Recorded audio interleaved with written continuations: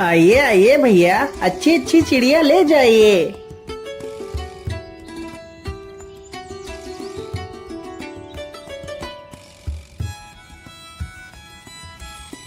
अरे भाई, ये कबूतर कितने पैसे में दे रहे हो? भैया जी, यह कबूतर केवल 50 रुपए का है। नहीं नहीं भाई, 50 रुपए तो बहुत ज्यादा मांग रहे हो। मैं तो इस कबूतर के सिर्फ 30 रुपए दूंगा। क्या करूं, वैसे भी अब जल्दी ही बाजार समाप्त होने वाला है और शाम भी होने वाली है। मैं ऐसा करता हूँ, जल्दी जल्दी से अपनी सारी चिड़िया बेच देता हूँ। अरे भाई, तुम कहाँ खो गए? क्या बात है? अरे कुछ नहीं भाई, ठीक है, तुम इसे 30 रुपए में ही ले लो। वो आदमी जल्दी से 30 रुपए निकाल कर देता है और कबूतर को ले लेता है। वह शिकारी देखते ही देखते कुछ ही देर में अपनी सारी चिड़िया बेच देता है। अरे वाह वाह, आज तो काफी सारे पैसे इकट्ठे हो गए हैं। चलो अब मैं जल्दी से सब्जियां खरीद कर घर वापस चलता हूँ। शिकारी जल्दी से कुछ सब्जियां खरीदता है और वहां से चला जाता है।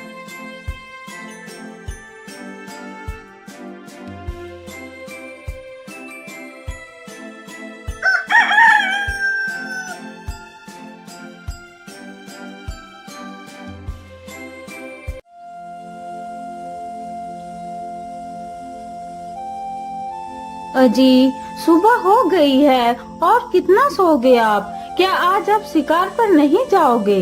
हाँ हाँ भाग्यवान, जाता हूँ, अभी जाता हूँ। शिकारी चुपचाप अपना जाल उठाता है और जंगल की तरफ निकल जाता है।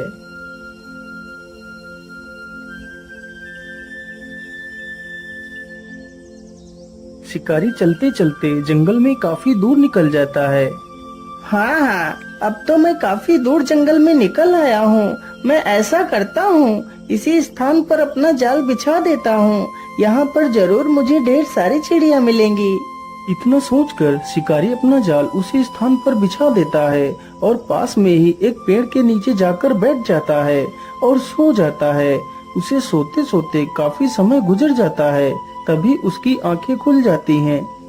अरे बाप रे बाप, इतना समय हो गया और मैं सोता ही रहा। चलो जल्दी से मैं अपना जाल देखता हूँ, आखिर कितनी चिड़िया मेरे जाल में फंसी हैं। इतना सोचकर शिकारी अपने जाल के पास जाता है तो देखता है उसके जाल में एक भी चिड़िया नहीं फंसी है। अरे ये क्या हुआ, मेरे जाल में तो एक भी चिड़िया नहीं फंसी है। आखिर ऐसा कैसे हो सकता है? अब मैं क्या करूँगा, पैसे कहाँ से लाऊंगा? यदि पैसे नहीं मिलेंगे तो मैं अपना गुजारा कैसे करूँगा? चलो कोई बात नहीं, आज का गुजारा तो कल के बचे हुए पैसों से हो जाएगा। अब मुझे घर वापस चलना चाहिए।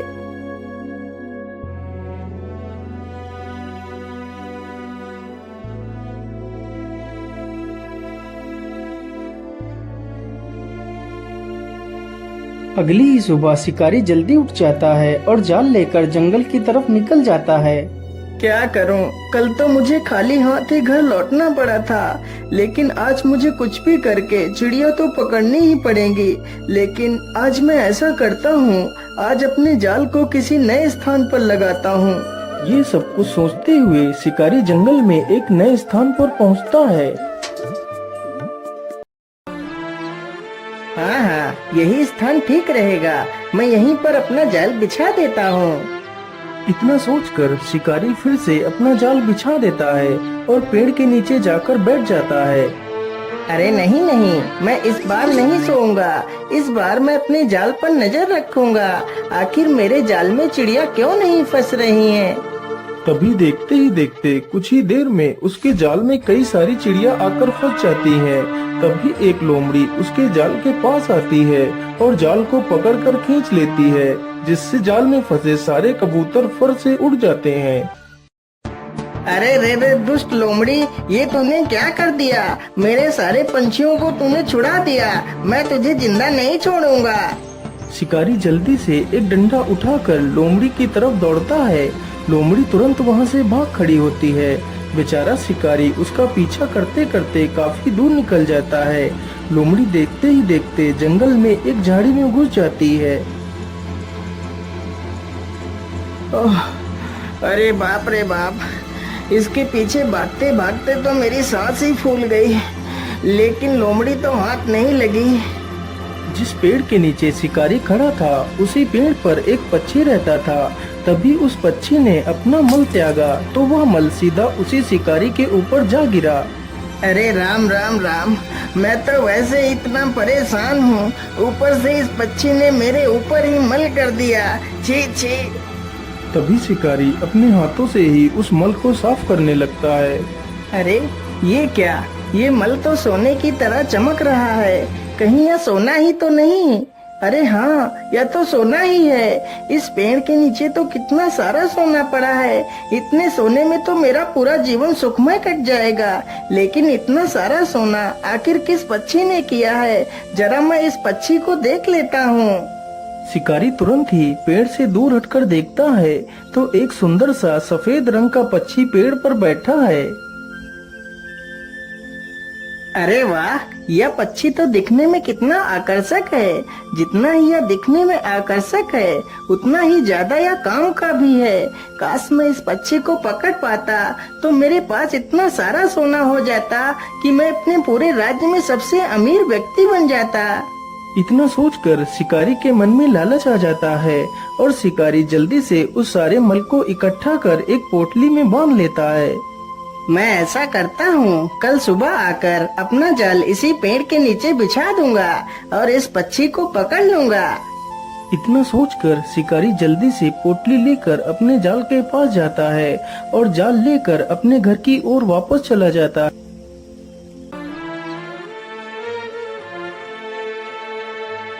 अरे भाग्यवान, तुम कहाँ हो? देखो मैं तुम्हारे लिए क्या लेकर आया हूँ।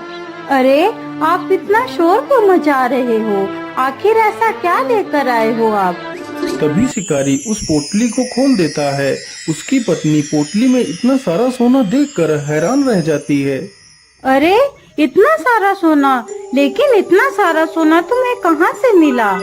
फिर शिकारी अपनी पत्नी को सारी कहानी सुनाता है। भाग्यवान, यदि वह पक्षी हमारे हाथ लग गया तो हमारी सारी गरीबी चुटकियों में ही खत्म हो जाएगी और हमें पूरे जीवन कोई काम नहीं करना पड़ेगा। हमारी आने वाली पुश्तें राज करेंगी, राज।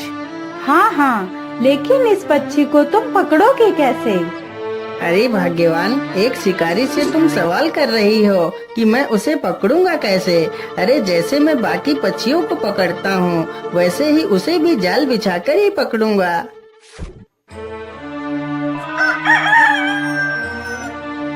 अगली सुबह ही शिकारी जाल उठाता है और जंगल की तरफ निकल पड़ता है।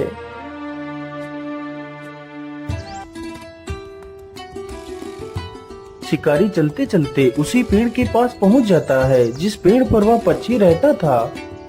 चलो जल्दी से मैं अपना जाल बिछा देता हूँ और दूर झाड़ियों में जाकर छिप जाता हूँ। शिकारी जल्दी से अपना जाल पेड़ के नीचे बिछा देता है और दूर जाकर झाड़ियों में छिप जाता है। अरे ये क्या, आज तो मेरे पेड़ के नीचे इतने सारे अनाज के दाने बिखरे हुए पड़े हैं। मैं ऐसा करता हूँ, आज मैं इन्हीं दानों को खाकर अपनी भूख को शांत कर लेता हूँ। इतना सोचकर बेचारा पक्षी पेड़ के नीचे बिखरे दानों के पास जाता है। तभी वह उसी जाल में फंस जाता है। उधर घात लगाकर बैठा शिकारी जैसे ही देखता है कि पक्षी जाल में फंस गया है, तभी वह जल्दी से जाता है और पक्षी को पकड़ लेता है और उसे अपने घर ले जाता है।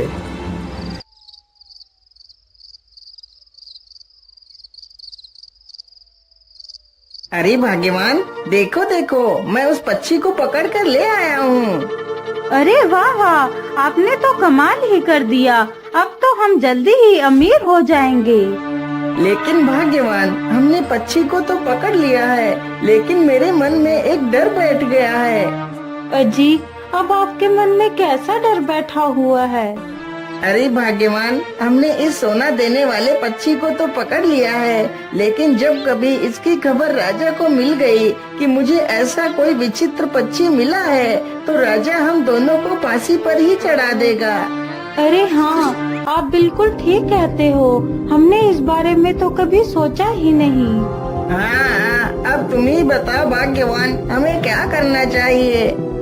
अजी, यदि आप मेरी मानो तो आप कल सुबह ही इस पक्षी को लेकर राजा के पास जाओ और इस पक्षी की विशेषता बताकर राजा को सौंप दो। हो सकता है राजा खुश होकर तुम्हें कुछ कीमती इनाम दे दे।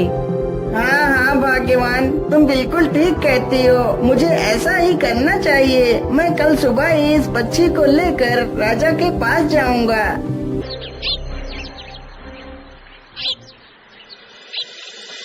अगले ही दिन शिकारी उस पक्षी का पिंजरा उठाता है और उसे राजा के महल में लेकर पहुंच जाता है। महाराज, मेरा नाम चंपक लाल है और मैं एक बहेलिया हूँ। महाराज, मैं आपके लिए एक उपहार लेकर आया हूँ। उपहार? कैसा उपहार? आखिर तुम मेरे लिए क्या उपहार ला सकते हो? महाराज, मैं कल शिकार के लिए जंगल गया था तो मुझे सोने का मल करने वाला यह पक्षी मिला है। क्या? सोने का मल? क्या यह पक्षी सोने का मल करता है? क्या तुम ये सत्य बोल रहे हो? जी हाँ महाराज, यह पक्षी सोने का ही मल करता है। शिकारी की यह बात सुनकर सभा में बैठे सभी लोग हैरत में पड़ जाते हैं। आखिर कोई पक्षी सोने का मल कैसे कर सकता है? अरे वाह चंपक, मैं तुमसे बहुत प्रसन्न हूँ जो तुम ऐसे विशेष पक्षी को मेरे पास लेकर आए हो। इससे हमारा राज्य और भी ज्यादा संपन्न हो जाएगा। मंत्री जी, तुम जल्दी से जाओ और 100 सोने की मोहरें लेकर आओ और चंपक को मेरी तरफ से उपहार में दे दो। महाराज, क्षमा कीजिए, लेकिन क्या कभी आपने सुना था कि कोई पक्षी सोने का मल करता है? ऐसा तो असंभव है महाराज। जरा सा विचार कीजिए, फिर कोई फैसला कीजिए।